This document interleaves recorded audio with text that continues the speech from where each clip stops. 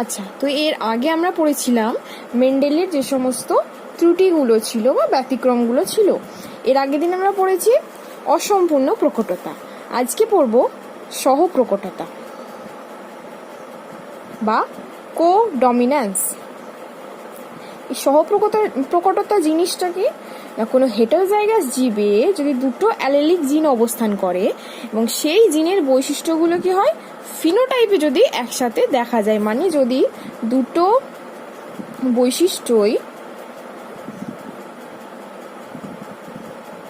বৈশিষ্ট্য যদি ফিনোটাইপে একসাথে দেখা যায়, ফিনোটাইপে অবস্থান করে, তখন তাকে বলা হবে সহপ্রকটতা। অনেক ধরনের উদাহরণ আছে, বিভিন্ন গরুর ক্ষেত্রে দেখা যায়, এছাড়া এবিও রক্তশ্রেণীর ক্ষেত্রে সহপ্রকটতা দেখা যায়, সিকেল সেল অ্যানিমিয়া যেটা অ্যানিমিয়ার একটা টাইপ সেই ক্ষেত্রেও দেখা যায়। আচ্ছা, এখন যেটা দেখাবো সেটা হচ্ছে মানুষের এমএন রক্তের গ্রুপের উপর, মানে এমএন রক্তের উপর যে সহপ্রকটতা দেখা যায়।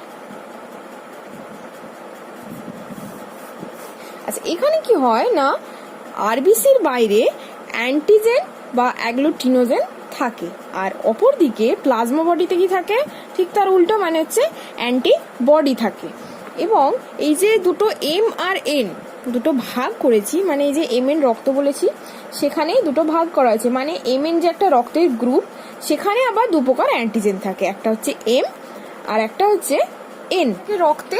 আর প্লাজমাতে তাহলে অবশ্যই সেটা অ্যান্টিবডি যেগুলো হবে সেটা হবে anti M R anti N. যদি এম অ্যান্টিজেন যুক্ত আরবিসিটা অ্যান্টি এম যুক্ত প্লাজমার সাথে যদি মিশে যায়, সেখানে কি হয় না, আরবিসি গুলো পরস্পরের সঙ্গে যুক্ত হয়ে যায় এবং ক্ল্যাম্পিং ঘটে। এই ঘটনাকে বলা হয় অ্যাগ্লুটিনেশন।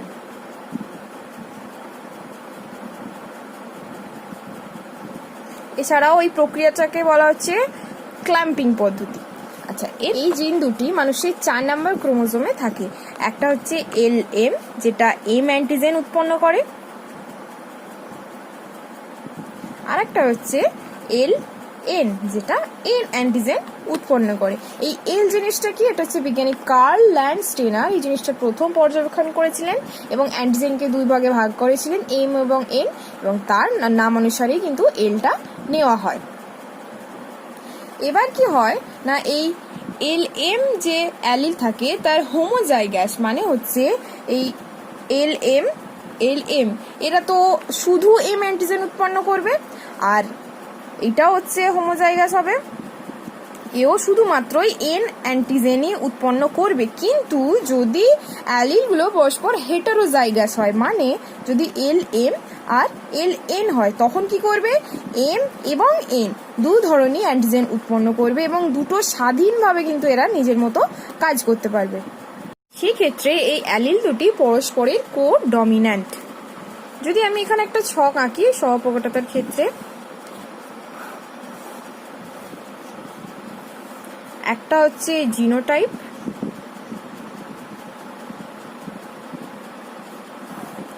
আর একটা ফিনোটাইপ,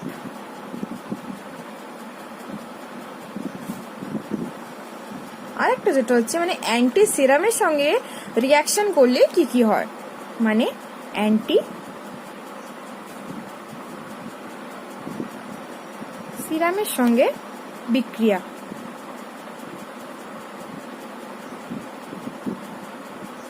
এক্ষেত্রে এটা দুটো আছে, দুটো অ্যান্টিসিরাম পাবো, একটা হচ্ছে অ্যান্টি এম আর একটা হচ্ছে অ্যান্টি এন।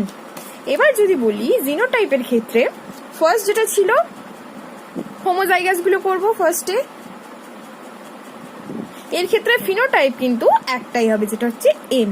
এবার অ্যান্টি সিরামের সঙ্গে যখন এই এমটা বিক্রিয়া করবে, তখন অ্যান্টি এম এর সঙ্গে বিক্রিয়া করে কিন্তু সেটা ক্ল্যাম্পিং হবে বা অ্যাগ্লুটিনেশনটা ঘটবে, এইখানে অ্যান্টি এন এর সঙ্গে কিন্তু ঘটবে না। এরপরে যেটা আছে এটা হেটারোজাইগাস করবে, এটা হচ্ছে LM আর LN। এই ক্ষেত্রে কিন্তু 2 ধরনের ফিনোটাইপ হবে, একটা হচ্ছে এম আর একটা হচ্ছে এন। এখানে তাহলে কি হবে, এখানে যেহেতু 2 ধরনের ফিনোটাইপ পাচ্ছি আমরা, তাহলে দুটো অ্যান্টিসেরামের সঙ্গে কিন্তু বিক্রিয়া করবে। আর সবশেষ হচ্ছে আরো একটা হোমোজাইগাস যেটা ছিল LN আর LN। এক্ষেত্রেও একটা টাইপ এন, এক্ষেত্রে শুধু অ্যান্টি এন এর সঙ্গে বিক্রিয়া করবে, মানে ক্লট হবে, ক্লাম্পিং হবে। তাহলে এই প্রক্রিয়া থেকেই আমরা এম এন রক্তের গ্রুপ জানতে পারবো। এখানে এম আর এন একসঙ্গে হচ্ছে সহ প্রকট। এরপরে যেগুলো আছে সেটা হচ্ছে মাল্টিপল অ্যালিল।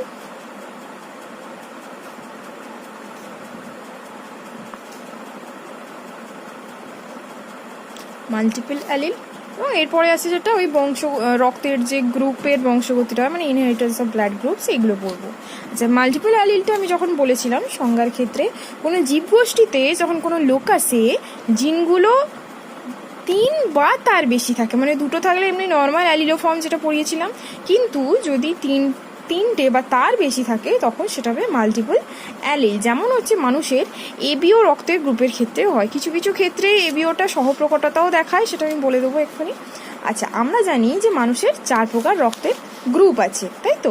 সেটা হচ্ছে এ, এবি, বি এবং ও, এই 4টে গ্রুপ।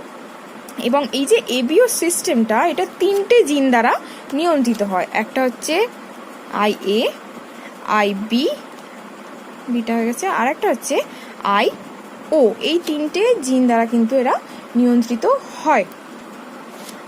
আর এই আই কথাটার অর্থ হচ্ছে আইসো অ্যাগ্লুটিনোজেন। এখানে একটা ছক করেছি, একটা হচ্ছে ফিনোটাইপ আর জিনোটাইপে।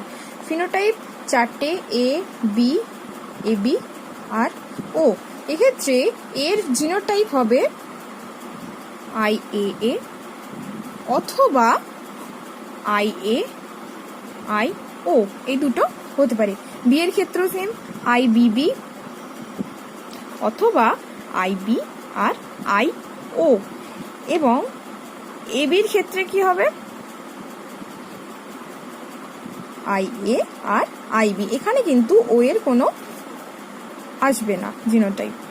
আর আরেকটা যেটা ও এর ক্ষেত্রে সেটা হবে, এখানে আমি নিচে করছি এটা, সেটা হবে একটাই, যেটা হচ্ছে আই ও আর আই ও। আচ্ছা, এখানে দেখো আই এ জিনটা আই ও জিনের উপর প্রকট, সেম আই বি জিনটাও আই ও জিনের উপর প্রকট, কিন্তু আই এ আর আই বি হচ্ছে পরস্পর, মানে উভয়েই হচ্ছে প্রকট।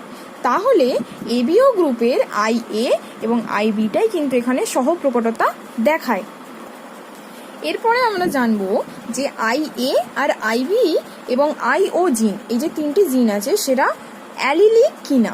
আচ্ছা, মেন্ডেলের প্রথম সূত্র অনুসারে আমরা কি জেনেছিলাম যে F1 জনুতে হেটারোজাইগাস জীবের সংকরণ ঘটালে কি হয় না, F2 জনুতে 3:1 অনুপাত আসে, মানে 3 হচ্ছে প্রকট বৈশিষ্ট্য আর 1 হচ্ছে প্রচ্ছন্ন বৈশিষ্ট্য। এবার যদি F2 জনুতে এই 3:1 অনুপাতটা না আসে, তবে কিন্তু তারা অ্যালিলিক হবে না। এই যে ছকটা আছে, এই ক্রসটা কিন্তু তোমরা করে আমাকে পাঠাবে। এরপরে আছে ইনহেরিটেন্স অফ ব্লাড গ্রুপ বা রক্তের গ্রুপ দ্বারা যে বংশগতিটা আছে সেটা, মানে রক্তের গ্রুপের বংশগতি।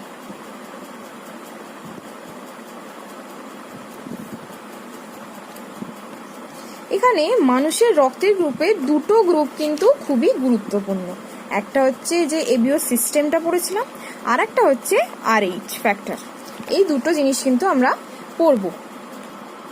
আমরা জানলাম যে আরবিসির যে প্লাজমার পর্দার বাইরে কি থাকে না, অ্যান্টিজেন থাকে, আর প্লাজমায় কি থাকে, অ্যান্টিজেনের বিপরীত মানে অ্যান্টিবডি থাকে। তাহলে এই অ্যান্টিজেন আর অ্যান্টিবডি, এটার উপর ভিত্তি করে রক্তকে 4 ভাগে ভাগ করা হয়। একটা হচ্ছে এ, বি, এবি আর ও। এবার এদের জিনোটাইপ আর ফিনোটাইপ সারণীটা দেখব। এরকম একটা ছক করেছি। তাহলে ফিনোটাইপের ক্ষেত্রে আমি রক্তের 4টি গ্রুপ লিখব, এ, বি, এবি আর ও। আর জিনোটাইপে তাহলে কি হবে, যখন আমরা মাল্টিপল অ্যালিলে পড়লাম যেরকম আই এ সেরকমই লিখবো। মানে জিনোটাইপের ক্ষেত্রে হতে পারে এ অথবা এ ও। এক্ষেত্রে কি অ্যান্টিজেন থাকে, এ অ্যান্টিজেন থাকে, এবং অ্যান্টিবডি কি হয় না, অ্যান্টি বি থাকে এখানে কিন্তু। আর এরপরে বি ফিনোটাইপের ক্ষেত্রে কি হবে, বি অথবা বি ও। এর কি অ্যান্টিজেন থাকে, বি অ্যান্টিজেন থাকে, কিন্তু অ্যান্টিবডি কি হবে এর ক্ষেত্রে অ্যান্টিবডি হয় অ্যান্টি এ। এরপরে আছে এ বি গ্রুপ। এখানের জিনোটাইপ একটাই, সেটা হচ্ছে এ বি, এবং এর অ্যান্টিজেন হচ্ছে দুই রকমের, একটা হচ্ছে এ এবং একটা হচ্ছে বি। এর ক্ষেত্রেই কিন্তু কোনো রকম অ্যান্টিবডি থাকে না। আর ও এর ক্ষেত্রে এটাও সেম, এর জিনোটাইপ হচ্ছে ও ও। এবার কি হচ্ছে, এখানে একটা পুরো উল্টো হবে এবির ক্ষেত্রে, এর অ্যান্টিজেন কোনো রকম থাকে না, যার ফলে এর অ্যান্টিবডি কিন্তু দুটোই থাকে, একটা হচ্ছে অ্যান্টি এ আর হচ্ছে অ্যান্টি বি। তোমরা জানো যে রক্তদান করার সময় রক্তের গ্রুপ কিন্তু নির্ধারণ করা মাস্ট। কেন হয় না, কারণ যদি এ গ্রুপের রক্ত আর বি গ্রুপের রক্ত একসঙ্গে মিশে যায় তখন কি হয়, অ্যান্টিজেন প্লাস অ্যান্টিবডি এই দুটো মিশে গেলেই কিন্তু ক্ল্যাম্পিং ঘটবে, বা যেটা আমি বলেছিলাম অ্যাগ্লুটিনেশন ঘটবে, অর্থাৎ আরবিসি গুলো পরস্পরের গায়ে কিন্তু মানে এক জায়গাতে এসে জড়ো হয়ে যাবে। তাহলে এখানে আরো দুটো টার্ম পড়বো, একটা হচ্ছে ইউনিভার্সাল ডোনার আর একটা হচ্ছে ইউনিভার্সাল রিসিপিয়েন্ট। মানে ও গ্রুপের যাদের রক্ত হয় সে কিন্তু এই চারটে গ্রুপের যে রক্ত হবে তাদেরকে কিন্তু দান করতে পারবে, কিন্তু নিতে পারবে কার থেকে, শুধু ও গ্রুপের ব্লাড গ্রুপের মানুষের দেহ থেকেই কিন্তু নিতে পারবে। তাহলে সেই জন্য ওকে বলা হচ্ছে ইউনিভার্সাল ডোনার, আর এবি কে বলা হচ্ছে ইউনিভার্সাল রিসিপিয়েন্ট। মানে এ শুধুমাত্র এ সমস্ত গ্রুপের রক্ত কিন্তু নিতে পারবে, কারণ এর কোনো রকম অ্যান্টিবডি নেই, তার ফলে এর দেহে কোনো রকম অ্যান্টিবডি উৎপন্নই হবে না এবং ক্ল্যাম্পিংও ঘটবে না। কিন্তু এ দিতে পারবে শুধুমাত্র কাকে না, এবি রক্তের গ্রুপকেই শুধুমাত্র দিতে পারবে, সেই জন্য একে বলা হচ্ছে ইউনিভার্সাল রিসিপিয়েন্ট। এরপর আছে আরএইচ ফ্যাক্টর। এটা রেসাস নামক একটা প্রজাতি আছে, সেই প্রজাতির বাঁদরের আরবিসি থেকে একটু মানে ইনজেক্ট করে রক্ত নিয়ে একটা খরগোশের দেহে ইনজেক্ট করা হয়েছিল এবং সেখান থেকে অ্যান্টিবডি উৎপন্ন করে মানুষের দেহে পরীক্ষা করা হয়েছিল। তাহলে এখানে রেসাস যে রক্তের গ্রুপটা হয় সেটা দুই প্রকারের ফিনোটাইপ যুক্ত হয়, একটা হচ্ছে আরএইচ পজিটিভ আর একটা হচ্ছে আরএইচ নেগেটিভ। এই ক্ষেত্রে এদের অ্যান্টিজেন হচ্ছে ডি আর অ্যান্টিবডি হচ্ছে অ্যান্টি ডি। এবার এদের দ্বারা যে সমস্ত জিনোটাইপগুলো উৎপন্ন হয়, মানে ধরো আরএইচ পজিটিভদের ক্ষেত্রে জিনোটাইপ হবে ডি ডি, আর অথবা হ্যাঁ এটাও হতে পারে, আর আরএইচ নেগেটিভদের ক্ষেত্রে জিনোটাইপ হবে শুধুমাত্র স্মল ডি। আচ্ছা, এখানে স্মল ডিটা বলা হয়নি, সেটা হচ্ছে ডি যদি প্রকট জিন হয় সেখানে স্মল ডি হবে প্রচ্ছন্ন। এবার এখানে একটা সমস্যা আছে, যেটা পিতা যদি আরএইচ পজিটিভ হয় এবং মাতা যদি আরএইচ নেগেটিভ হয় সেক্ষেত্রে কিন্তু সমস্যা দেখা যায়। একটা রোগ হয় যেটা হচ্ছে এরিথ্রোব্লাস্টোসিস ফিটালিস। জিনিসটা কি হয়, যেহেতু আমরা জানি যে ভ্রূণ তার মায়ের প্লাজেন্টার সঙ্গে বা প্লাজেন্টার দ্বারা যুক্ত থাকে, ফলে ভ্রূণের যে ডি অ্যান্টিজেনটা থাকে সেটা প্লাজেন্টা ভেদ করে মায়ের রক্তে প্রবেশ করে এবং মায়ের রক্তে তখন কি উৎপন্ন হবে না, অ্যান্টি ডি, যেটা আমাদের অ্যান্টিবডি হিসেবে উৎপন্ন হবে।